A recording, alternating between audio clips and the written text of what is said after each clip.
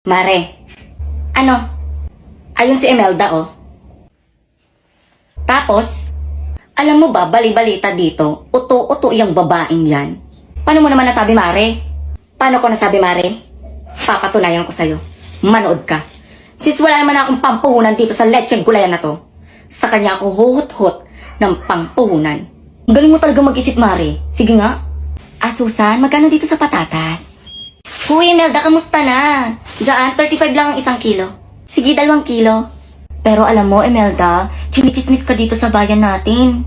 Oo nga eh, naririnig-rinig ko din. Pero alam mo, Imelda, pag nakakarinig ako ng ganon, pinagtatanggol talaga kita. Uy, talaga ba? Salamat ha. Tapos sabi pa nila, lagi mo daw kasama si Mayor tuwing gabi. Tapos alam mo, pag naririnig ko yung mga yon, pinagmumumura ko sila. Kasi ayoko masaktan ka, Veds. Uy, nakaka-touch naman. Maraming salamat ha.